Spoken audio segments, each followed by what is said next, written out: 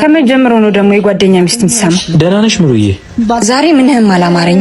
ለምንድን ነው መገናኘታችንን ይዙ እንዳይሰማ ይፈለግኩ? አንድ ነገር ልንገርሽ። ምን? አፍቅሬሻለሁ። ምን? እየቀለድክ መሆን አለበት።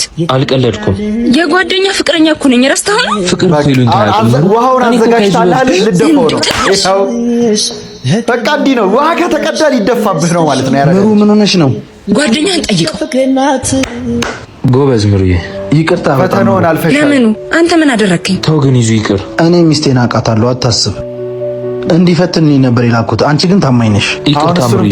እብዶች ሰዓቴን አስረፈዳችሁት። አሁን እዚህ ጋር ደስ የሚል የነበረው ለምን እሱን ትታው ብትሄድ፣ እኔ ፈተና የሚባል ነገር ምንም ያስጠላኛል። ሲጀምር ፍቅር በእምነት ላይ የተመሰረተ ነገር ነው። በቃ ጭንቅላትህን እኮ ትጠቀመዋለህ፣ ግን በዚህ መንገድ አይደለም። የሆነ ጓደኛህን ፈትናት ብሎ በመላክ ምናምን እንደዚህ አይነት ፕሮሰስ ውስጥ ከገባህ ያ ፍቅር በጣም አጠራጣሪ ነው ማለት ነው። ስለዚህ አያስፈልግም ሲጀምር